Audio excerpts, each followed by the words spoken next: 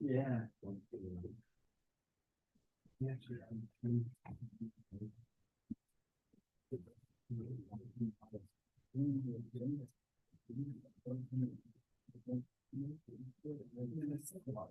The only thing is that the camera keeps turning off. I don't know why. That's okay. I mean, it doesn't need to be on, but Like solitaire already. It's for a presentation. Oh, thanks. Yeah, we need a presentation to supplement what we have. Represented and presented, I guess.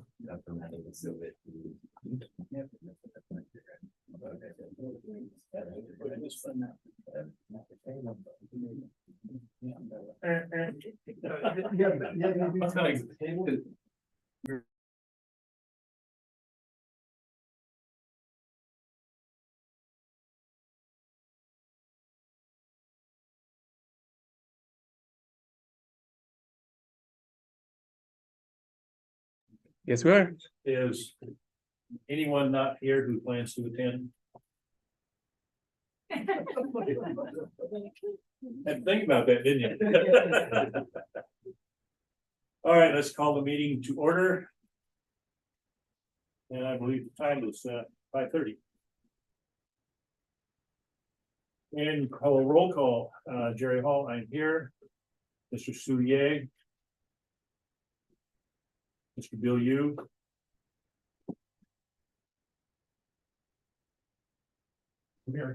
Okay, perhaps we would have a response. The first person did not respond because he's not here. Mr. Byers here. Mr. Paul. Yeah. Ms. Stinson. Yeah. Ms. Strong. Ms. Dennis. Ms. Kovars. Yeah.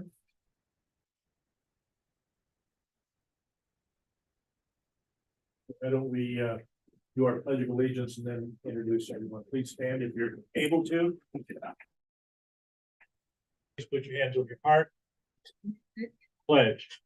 Pledge allegiance to the flag of the United States of America and to the republic for which it stands, one nation, under God, indivisible, with liberty and justice. If we could, let's go around the room. Let's start over here. Rightly. Katie Rodriguez, Finance. Donnie Moore, Parks and Leisure. Tony Ariano, Board of Electric. Brandon Vibro, Acting Chief Deputy City Clerk. Teresa Silver, City Manager. James Stone, Police Chief. Dominic Bartow, Assistant Police Chief. Lisa Whiteman, Deputy City Manager. Shannon Scott, Acting Fire Chief. Thank you. And thank you all for being here tonight. Welcome. Okay, this is the opportunity for any member of the public to address this committee. Do we have anyone from the public here tonight? There being none. Approval of the draft minutes for February 27th, 2004. Has everyone read the minutes? Or do you need a moment to peruse them? Need a moment to look at them? Raise your hand so we'll all. Everyone has read the minutes. Does anyone have any changes to the minutes that are mistakes or errors that they see? Do we have a motion to approve the minutes? We have a motion from Ms. Stinson. Second from Mr. Paul. All in favor, please say aye. Aye. Opposed? Abstentions? I was here. Did you read them? I read them. That's all I'm asking for. If you I- read them and if you approve what you read. Well, I read what was in front of me. This is not your opportunity.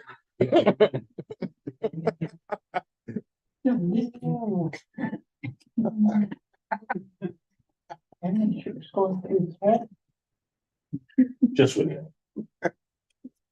All right, then we'll move on to the major issues, and if it's okay with everyone, I would once again like to incorporate measure H and measure I for review where appropriate. And let's start with the police department. I will take just a moment also that I have not had an opportunity to review all of the package. Had about 900 things come up, and I just left the tow truck and my wife's car off at Merle Stone, and that's what been occupying me during my time that I was going to review it. However, I did have an opportunity to have a telephone conference with Chief Costello, and we discussed some issues that he is going to explain. Nothing of any significance other than they were things that caught his eye while he was reviewing the report. And Chief, if you would like. Yeah, thank you, Mr. Chairman, members of the committee. Yeah, we did speak today about the police department's H&I budget and our quarterly expenditure report. Discuss some of the findings that I had, as in, me hadn't reviewed his report yet, and explained some of the issues that he had going on with his wife's car. And so I went over the stuff that I found, and some of the things that popped out to me that I normally do. And so as assistant chief, we look at some of these things throughout the quarter. But as we're coming into this meeting, things that I see or he sees, we highlight and get addressed, or try to figure out why the expenditure was high, or even if it's a small expenditure, we will look into that if we don't know exactly what it is, as we get new technology and platforms and license agreements throughout the year. So here are some of the things that I highlighted.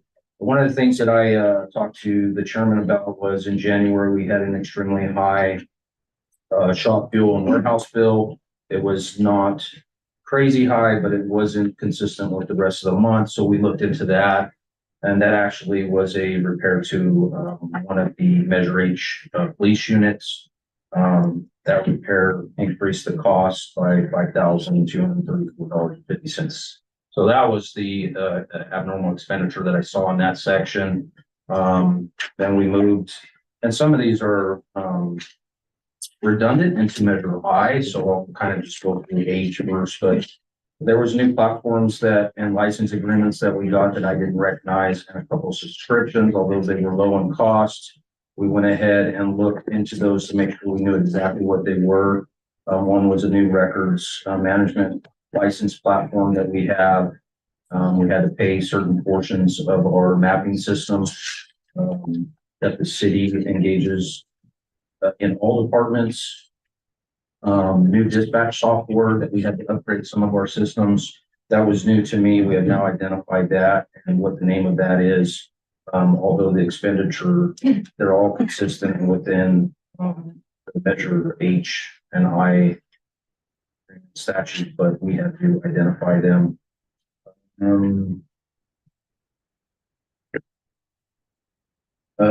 Another item was a new system pad in dispatch that was not a very expensive cost. It was only $15.22, but we hadn't seen that before. So now that we identified that, we'll know there was an expenditure at a potential temp services account that was abnormal. Was it a canine expenditure in that? I found out that one of our members went out of town on vacation. We have to board that with our trainer for liability and safety purposes. So there was a $137 expenditure there to board the animal. And some of these license agreements are the same in I dispatch. So we've identified the name of that is, and also the name of that is that came up.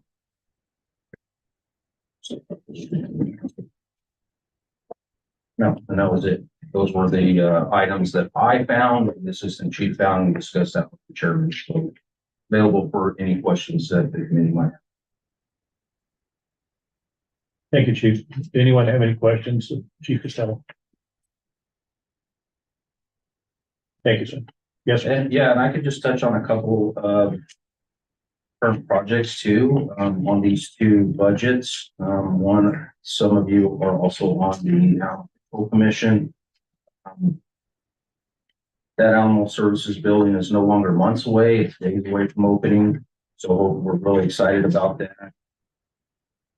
We're envisioning, a place where animals can receive the best care from the city and also help us in the safety of removing dangerous animals from the street and having a place that we can safely house those animals until we can figure that out. And also being able to reunite families with their lost animals conveniently without having to drive to Lindsay. We're gonna have this location here in town, and I think that has to do with both age. So just want to make sure that everybody knew that that state of the art facility is going to be opening with AIDS very soon. Is there gonna be like a ribbon cutting and tours and Yes, sir, stuff? and I will definitely get with the city manager and deputy city manager and arrange that so everybody can get invites when we do. Absolutely. Thank you. Any other questions? Okay, fire services. So, so I ahead. spoke with, Acting Chief Skiles this afternoon. We went over both H and I didn't see anything that popped out to me that was significant. Stuff that I did ask about, he answered and addressed, and pretty much everything was status quo then. We got some pretty, neat projects coming up.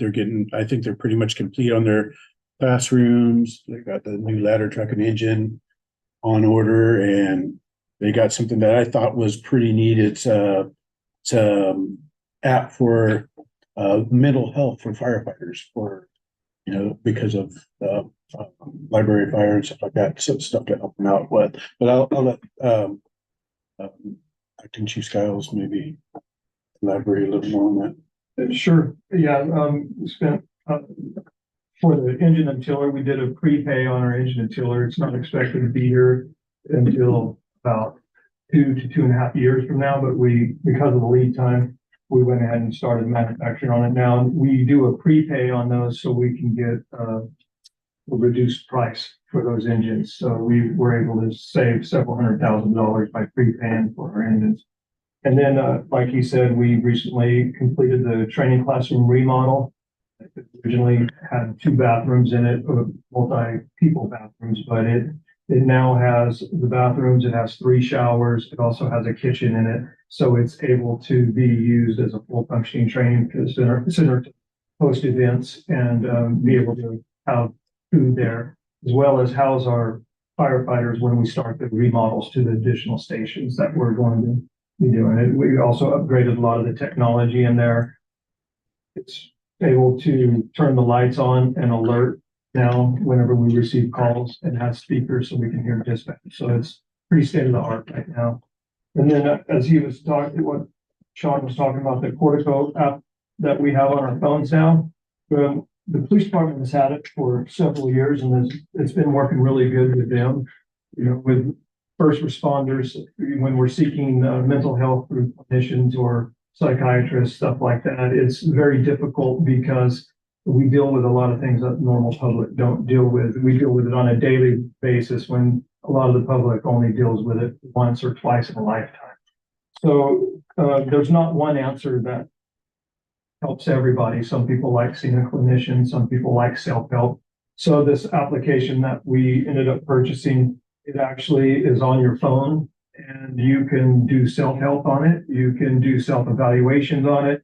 It will have the phone numbers and contacts for our peer support group that's in there, as well as our chaplains that are the fire and police chaplains. It'll also have the vetted clinicians that are used to dealing with first responders in there. And then in addition to that, mental health goes beyond that. It also has fitness trackers in there for physical fitness to help with your mental well-being too, as well as dietitians, and then also some leadership programs. So it's like a huge shotgun effect. So hopefully it's going to help a majority of our people, not just one. But also regarding anything he or I spoke of, I'm here to answer any questions. I think one of the most significant things that Chief Estelle and I discussed was the upgrading of the communication facilities specifically targeted towards the fire department. I don't know how many people, other than those who have been in law enforcement, are aware of communication capabilities, but generally they're very specific. the situation that we've had in Porterville for a long time. It was centralized, but it was not specific. So dispatchers could be handling a police issue and then have a fire emergency, have the phone ringing, have 911 calls, and they had to field all of these calls themselves to the best of their ability. Now, there's specific 24-hour dispatch capability for the fire department that is going to be housed with the police department communication, so that they're going to have communication within each other, but they're going to be able to focus solely on their specific emergency that's taking place and not be distracted by other things. And this was the result, as I understand, from the SAR report, which resulted from the library fire. The response from the city has been tremendous to the suggestions that that report made. And it's totally to our benefit as citizens of the city. Thank you guys for making all that happen. Thanks to the city for making it all happen. Any more questions from Chief Skiles? Mr. Knight, Public Works. Yes, you've seen we've finished up the paving on Morton Avenue. Wrapping up this year's scheduled projects will be Henderson Avenue and Prospect.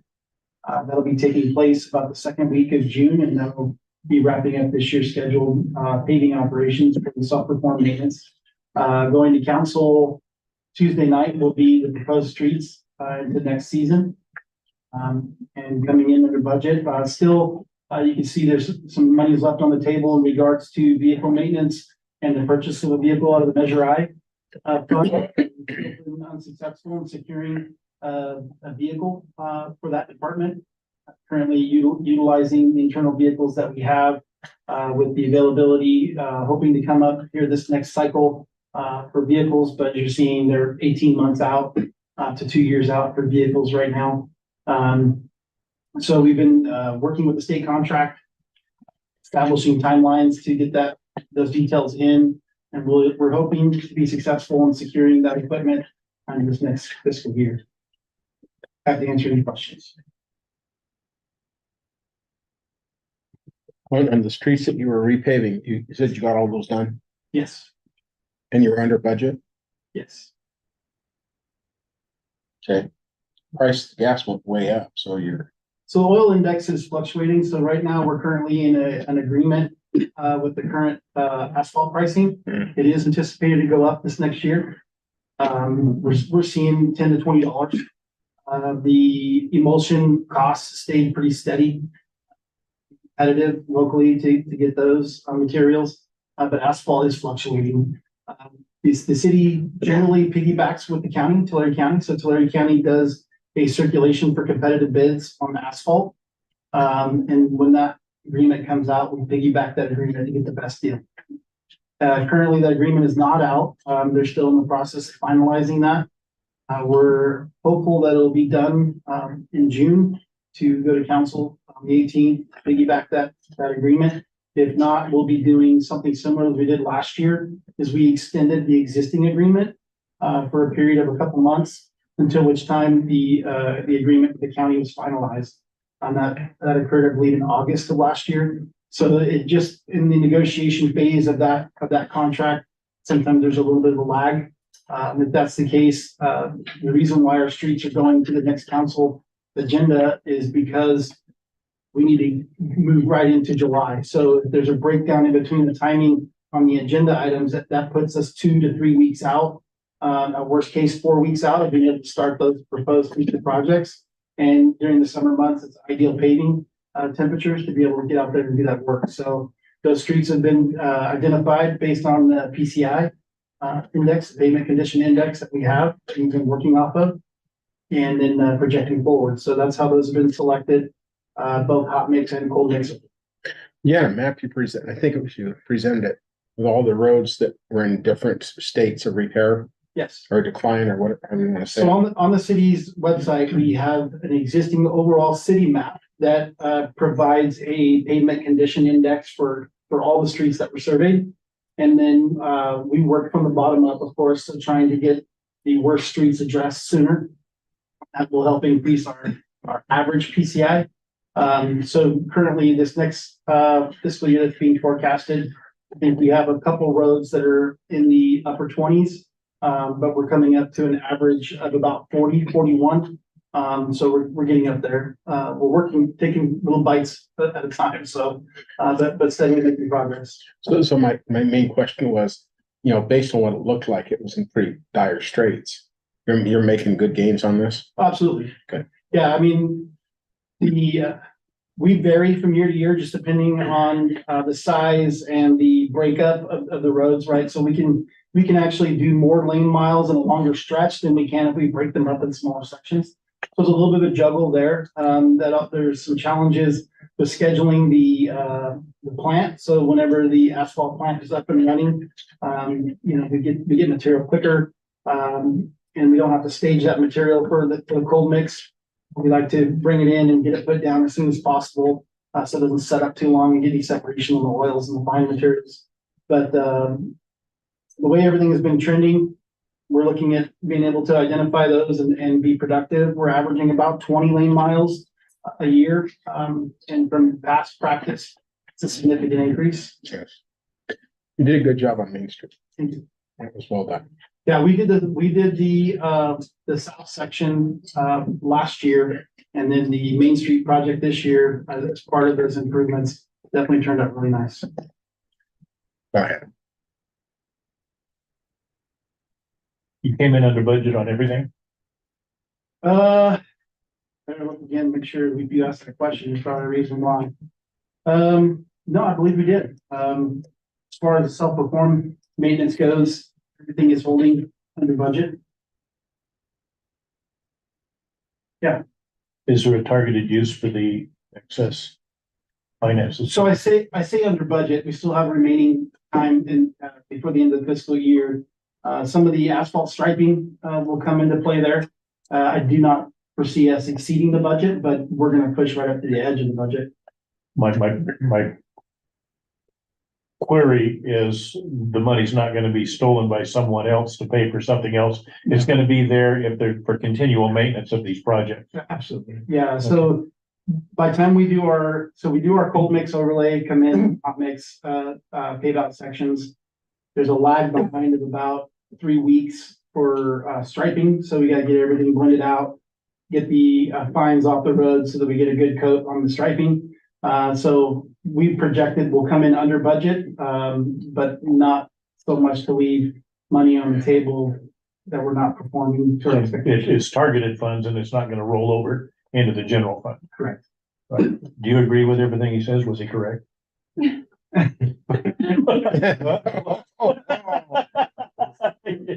I can vouch for him. Jamie will let me know.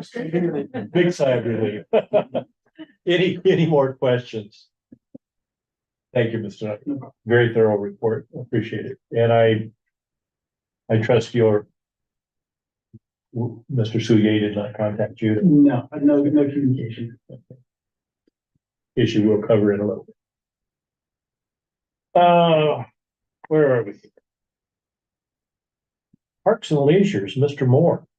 Yeah, so Tell us how far under budget you are. So we are at 60% of the 75% at the moment. So 60% of 75%. it makes it a little bit easier over in the temporary location, smaller footprint, but staff is doing a great job keeping it well under budget. Speaking of staff, those that may not have heard, Vicky, our old librarian, took a job in Kings County. So we ran a recruitment to fill her position, and happy to say that Mr. Anthony Ariano here next to me, who worked underneath Vicky for quite some time, made it through on top through the recruitment process. So he, effective June 1, will be our new city librarian. So I'm happy to have this. Good news for us to keep the train rolling on the right tracks.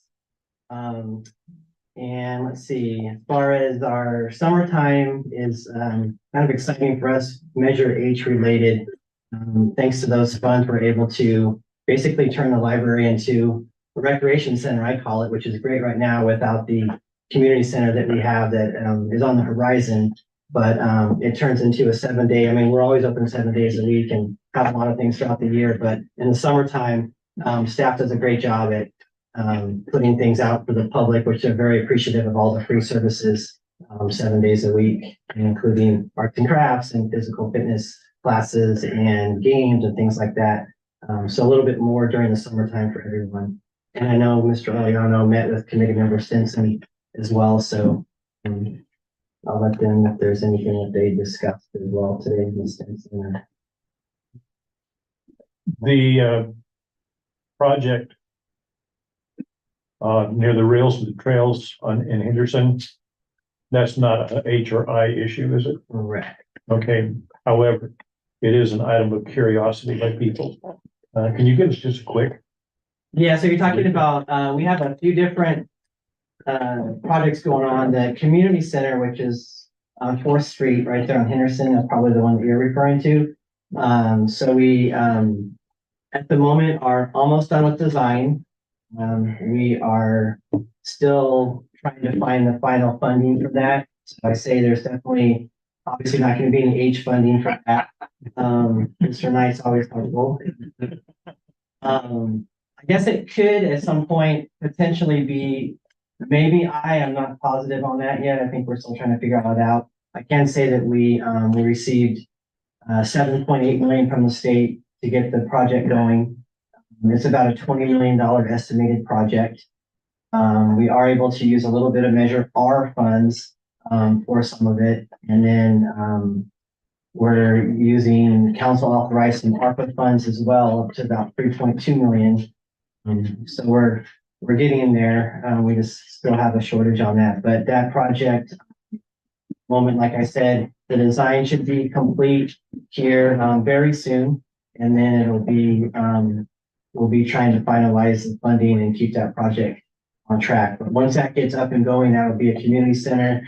The city is selling the old Heritage Community Center to the school. The school is expanding over there at Santa Fe. And so, so the city's without a community center at the moment. So that will be a gymnasium and a youth center inside there, be racquetball courts, places for Pickleball? There will be pickleball, actually. Yeah, so we definitely didn't go without that on that.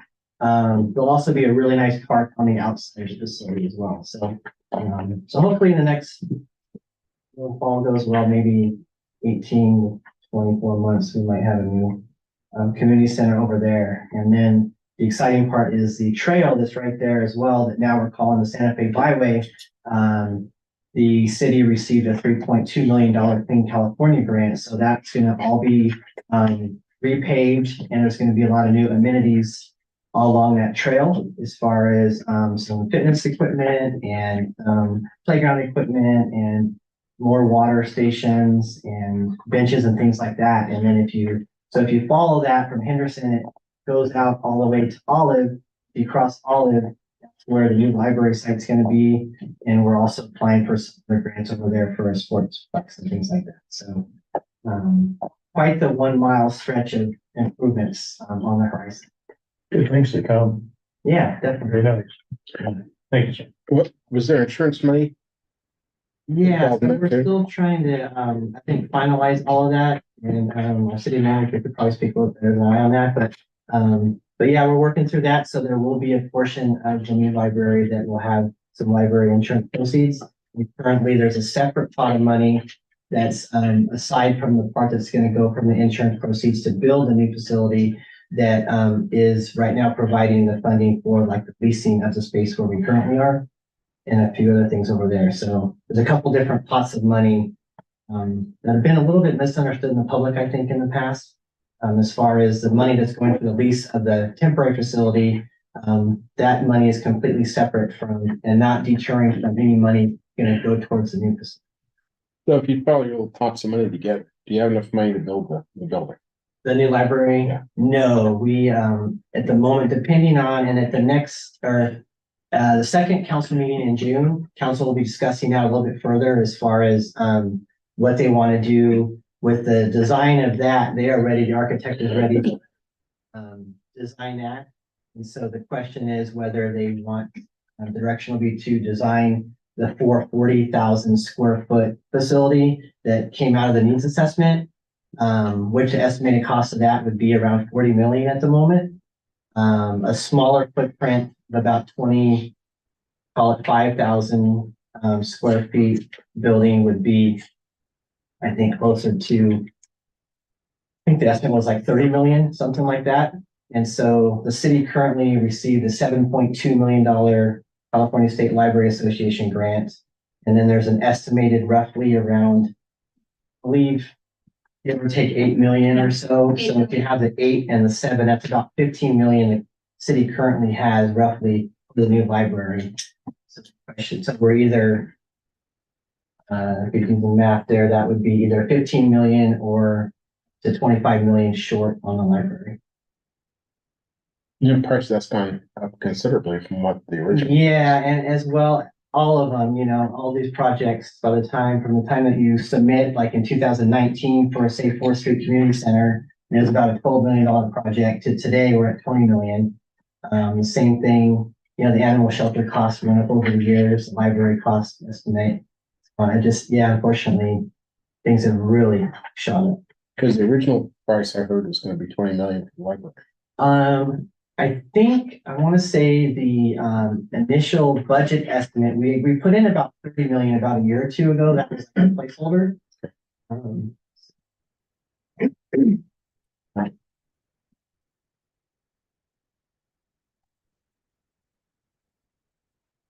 Any more questions?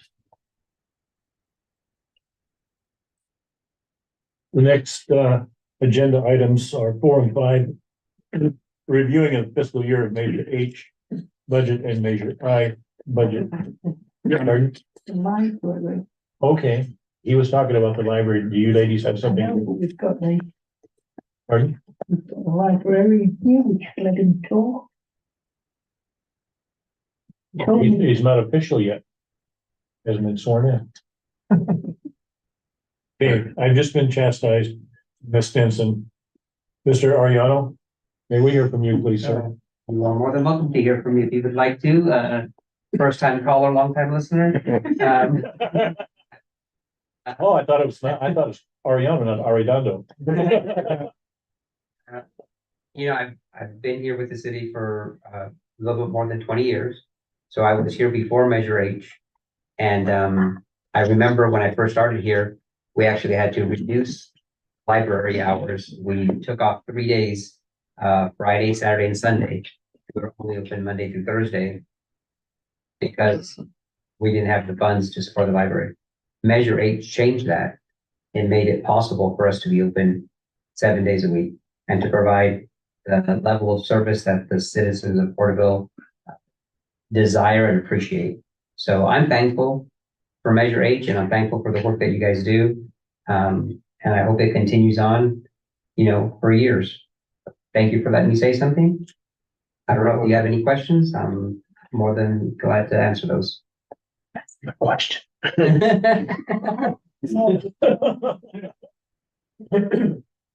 Meeting with him. You have your work cut out for you with these two right here.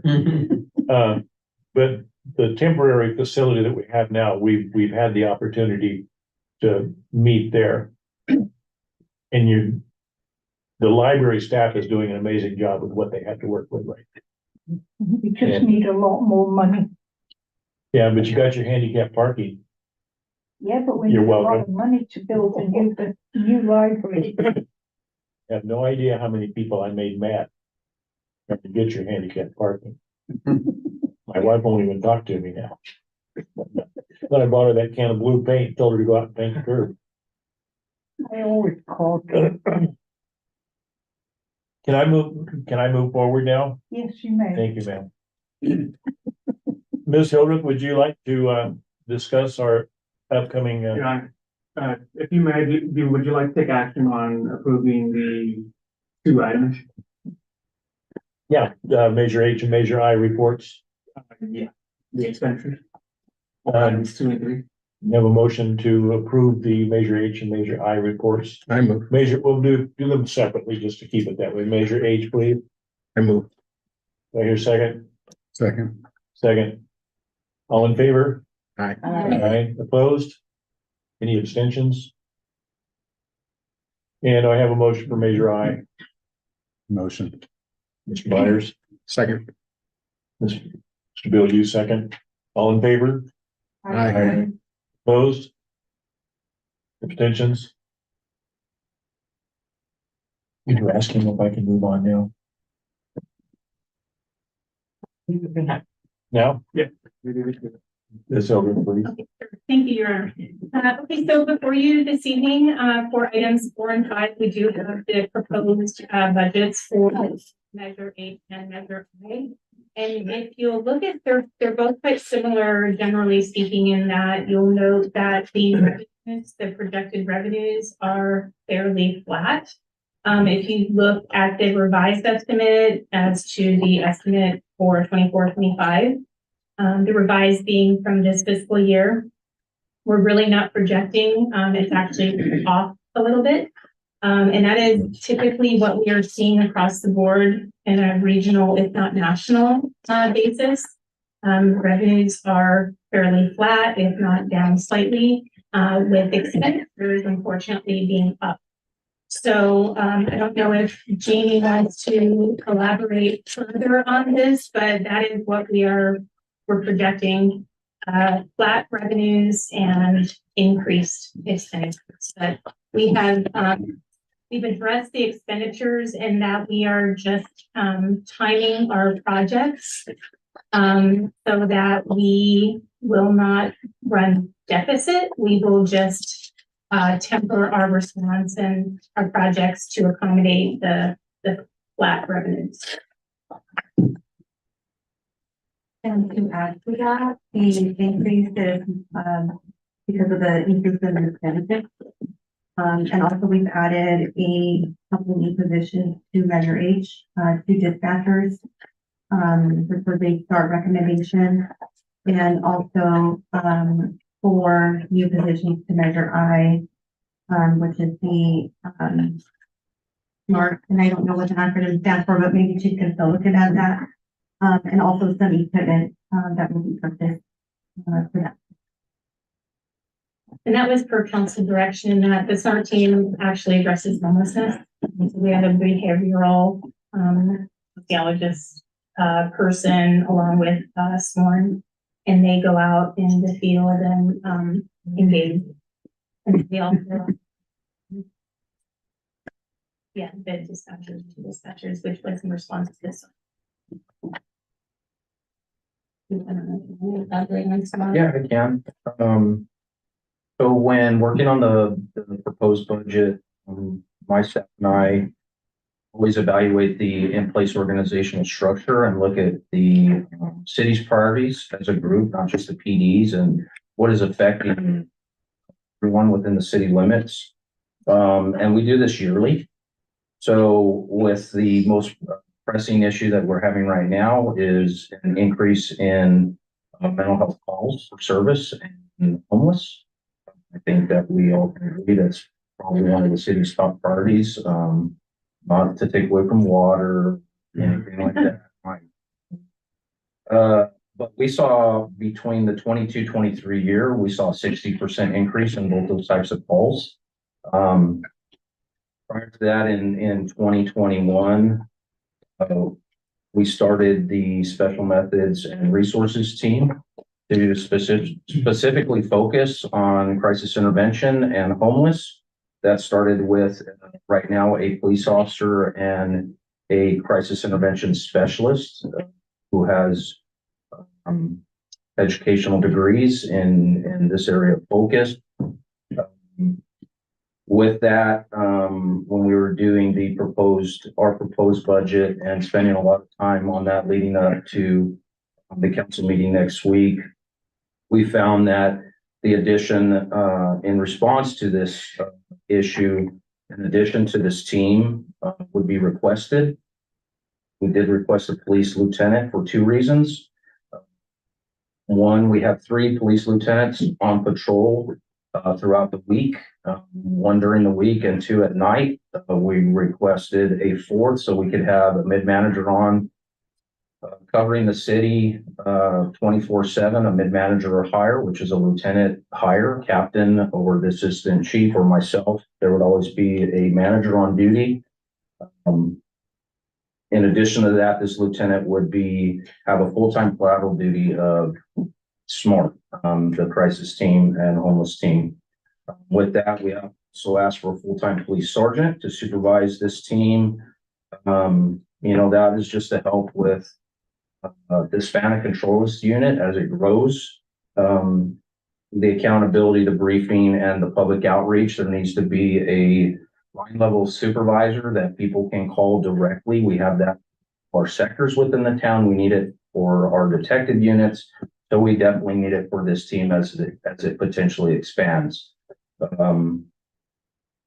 With that, it would also increase the days of coverage to 6 to 7 days a week as this team grows. So we only have our officer and our intervention specialist on now 4 days a week. This would expand the hours of operation on the weekends, because as we evaluated this, we found that as these calls increased, patrol officers, uniformed patrol officers were being pulled off of priority calls to handle these, and then they would get tied up on a crisis call or dealing with a homeless person, and then got taken away to a priority one call. Priority one call, such as an auto theft in progress, a fight in progress, a stabbing, anything that would need an immediate response. That officer can now not leave that other person because it's a crisis situation. So we asked for that. In addition, officer and another community service officer to this unit. Expanding this unit in conjunction with the new no camping city ordinance, we can be proactive in helping people that want help, and then also proactive in dealing with the issues where people don't want help. Because I'll be honest with you, not everybody out in the community that is experiencing homeless wants help. We have individuals that want to be homeless because they don't want to follow the rules. I'll just be honest. So we have to deal with those individuals also. And that funding source was requested from Measure I. As we looked at all other departments and our budgetary needs, we thought that was the best place to ask for that funding. And as the city manager and the chairman also hit on a little bit, the dispatchers, we proposed an increased allocation to our emergency dispatchers of 2 more. That was after the SART recommendation, or the SART findings, the multi-agency accident review team. Those findings, when we went through these since the library fire, there was 8 items in the findings and recommendations that had to do with the dispatch center. And we took corrective measures and training in those areas that needed that attention immediately due to that report. The last thing for the police department that we are still working on is this area, and that's the adding of 4 dispatchers. So our dispatchers work 12-hour shifts. We added 2 in the last fiscal budget, so put it halfway there. That was with the intended funding coming from the casino relocation. So that's what we were looking at for those 2 funding when we got that last year. And then this year, they increase our minimum staffing levels in our dispatch center from 3 to 4, with 1 dispatcher 24/7 solely to deal with fire response. And like the chairman was saying, the discussion we had, excuse me, when we were looking at this, during the library incident, one of the findings was that our dispatcher that was on the radio dealing with the direct communication with all the firemen at the scene. We have 1 dispatcher that was doing that. In our communication center, when an incident like that happens, they have to be able to multitask. One of the things that happened during that situation was that some of the attention was diverted because they're having to answer all these 911s, having to deal with, there's other calls going on besides the library fire. Obviously, all our resources, both public safety, public streets, everybody was on the library fire. But having a fire dispatcher to just deal with critical incidents for the fire department is imperative, and we're seeking funding from Measure H for those 2 additional dispatchers and to finish the recommendations of the SART report for the police department. So happy to answer any questions.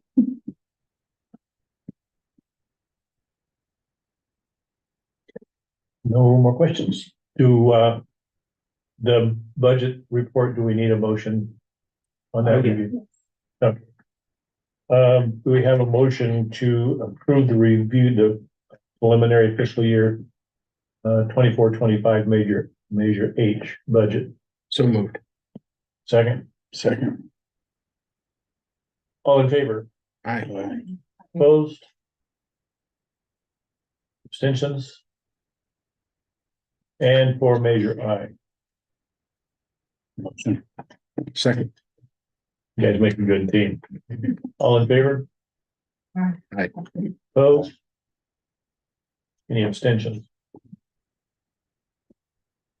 That concludes the agenda items. There's a couple of things that I want to bring up, and that is vacancy. Yeah. We have, Mr.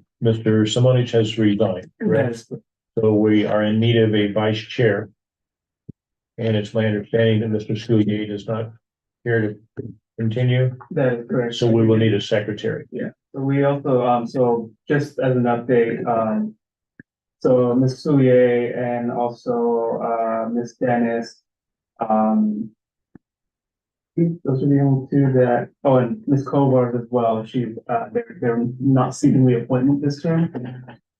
So there's gonna be 3 additional vacancies along with Mr. Which as well.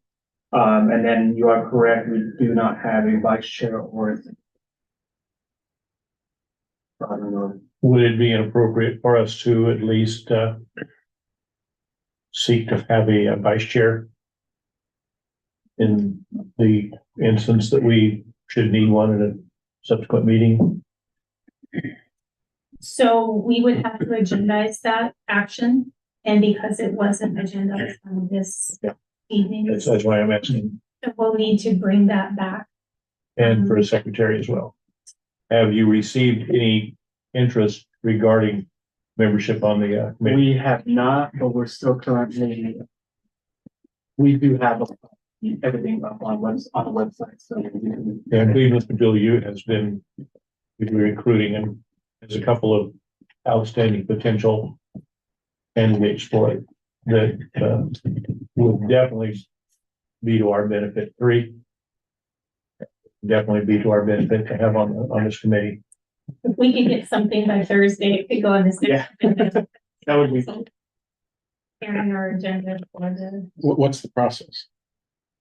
we have a request for appointment, and they could either call City Hall, the clerk's office, or they can go on our city's website, and the form is actually on the city's website.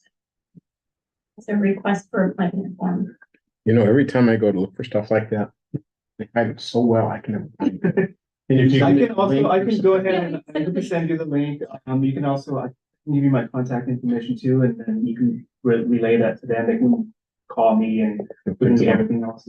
Or you can just send the PDF. We'll, yeah.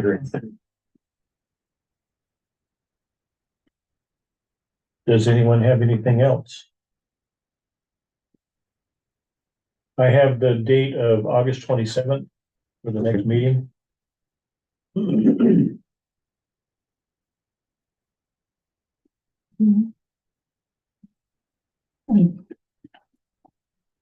I'll write it down. Yeah, was writing in my walk. No. I wanted to know if you wanted to write it down on her envelope so you would know when the meeting is. No. Okay, You wouldn't have to call okay, me. fine. I wrote it down before you said it. You've been reading, haven't you?